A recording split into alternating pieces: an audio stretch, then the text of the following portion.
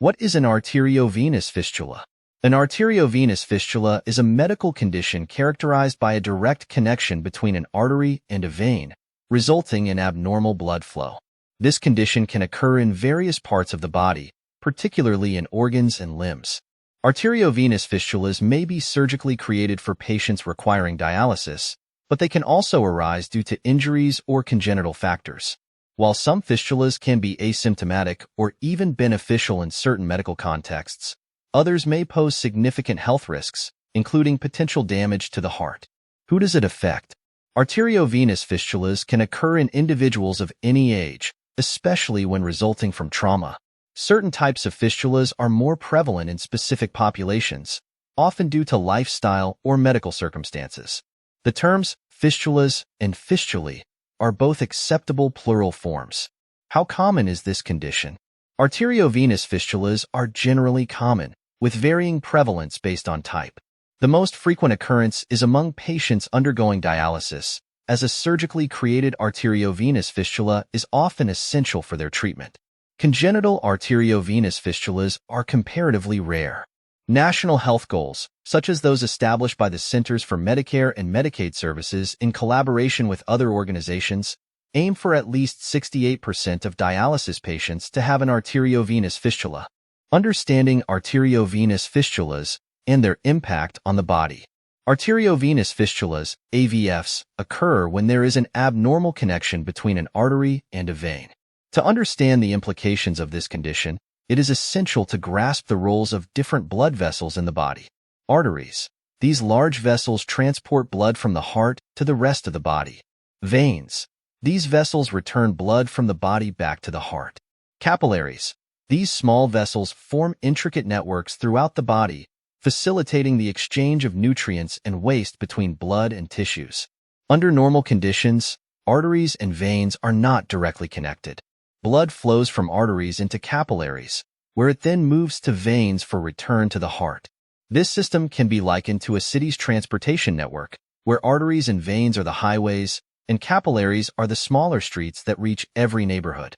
In the case of an AVF, blood bypasses the capillary network, moving directly from an artery to a vein. Arteries, designed to handle high pressure from the heart's pumping action, can manage this force. However, veins are not built to withstand such pressure, leading to potential stretching and swelling. The presence of a significant or strategically located AVF forces the heart to work harder to maintain proper blood flow. This increased workload can eventually strain the heart, potentially leading to heart failure. Additionally, AVFs can cause complications when they occur in vital organs, such as brain, dural and pial arteriovenous fistulas, heart, coronary arteriovenous fistula, spine, spinal dural arteriovenous fistula, kidneys, renal arteriovenous fistula. Symptoms of arteriovenous fistulas. The symptoms of arteriovenous fistulas can vary depending on their location. The most common symptoms include swelling. Typically occurs around the location of the fistula, especially when it is just beneath the skin. Skin color changes. The skin may turn purplish or bright red. Bulging or stretched veins. Increased warmth. The area around the fistula may feel warmer compared to other areas of the skin. Symptoms of ischemia from AV fistulas, Steele syndrome. When a fistula in one of the limbs is very large, it may cause ischemia in areas farther from the heart. Ischemia occurs when parts of the body do not receive adequate blood flow, potentially leading to tissue damage or cell death. This condition is sometimes referred to as Steele syndrome because the fistula diverts blood away from the affected area. Symptoms include numbness and tingling, cramping or pain, open sores or ulcers. These may be slow to heal or may not heal at all. Symptoms of heart failure due to AV fistulas. Large arteriovenous fistulas can also affect the heart. The abnormal blood flow around the fistula causes the heart to work harder, potentially leading to heart failure. Symptoms include shortness of breath, dyspnea, fatigue, swelling in the lower legs and feet, edema. Congenital arteriovenous fistulas. Congenital arteriovenous fistulas, which form during fetal development, often have different symptoms due to their impact on growth. These fistulas can affect larger areas if development is disrupted.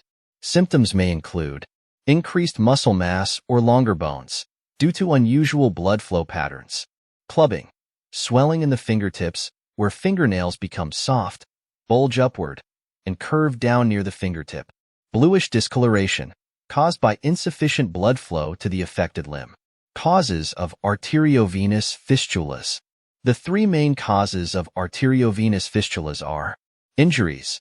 Trauma is the most common unintentional cause, as tissue damage can cause structures to fuse during healing.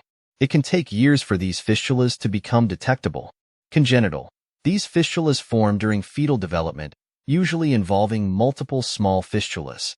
Some can be fatal if they occur in critical locations. Dialysis. Creating an arteriovenous fistula is common for dialysis patients to enable better blood flow and handle dialysis needles. In rarer cases, arteriovenous fistulas can be caused by conditions such as cancer, certain infections, or aneurysms, weaknesses in the artery wall that press against nearby veins. Contagion. Arteriovenous fistulas are not contagious and cannot be spread to or caught from other individuals. Diagnosis of arteriovenous fistula. Healthcare providers utilize a variety of methods to diagnose an arteriovenous fistula, AVF, including physical examinations and diagnostic imaging. Additional tests may be conducted to identify the underlying cause of the AVF. During a physical examination, healthcare providers typically inspection. Providers will visually examine areas of the body for any visible signs of an AVF, particularly focusing on the affected area or any other regions that might indicate the presence of the condition. Auscultation. Using a stethoscope, providers will listen to the blood flow at the suspected location of the AVF. Blood flow disruptions caused by AVFs produce distinct sounds, often resembling machinery, due to the bidirectional flow of blood. Palpation. Providers may feel the area around the suspected AVF. The vibration caused by the disrupted blood flow can often be detected manually. Additionally, gentle pressure on the area might trigger a reflex that slightly slows the heart rate, which is a key indicator of an AVF. Diagnostic tests. To confirm the diagnosis of an arteriovenous fistula, the following imaging tests are commonly performed. Duplex ultrasound mapping. This test employs ultra-high-frequency sound waves to create images of the internal structures of the body, including the AVF. Angiogram. Involving the injection of a contrast dye, this test uses X-rays or computerized tomography, CT, scans to visualize blood flow. The contrast dye highlights areas where blood flow is abnormal. Magnetic resonance imaging, MRI, utilizing a powerful magnet and computer imaging. An MRI produces highly detailed images of the body's internal structures, revealing any anomalies such as an AVF. Treatment modalities. The most common treatments for arteriovenous fistulas include catheter-based procedures. These involve the insertion of a long, tube-like device, catheter, into a major blood vessel, typically near the upper thigh.